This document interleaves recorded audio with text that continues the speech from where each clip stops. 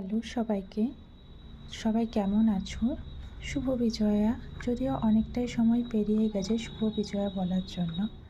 আজ অনেক দিন পর একটা ছোট্ট ব্লগ নিয়ে চলে এলাম তোমাদের সাথে শেয়ার করব বলে।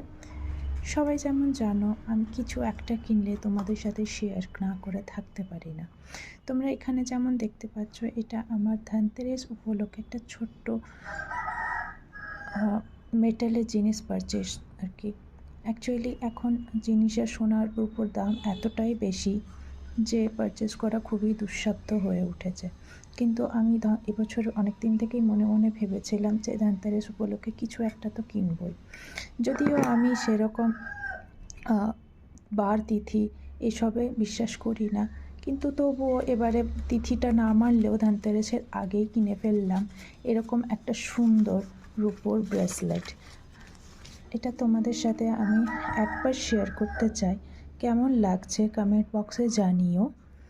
এখানে এটা এভিল আই ব্রেসলেট। এটা আমি এটা এভিল আই কিনবো বলেই যে দোকানে গেছিলাম তা না, কিন্তু বিশ্বাস করো দোকানে কিছু পছন্দই হচ্ছিল না আমার। তাই শেষ মুহূর্তে এটা পছন্দ হওয়াতে এই ব্রেসলেটটাই কিনলাম।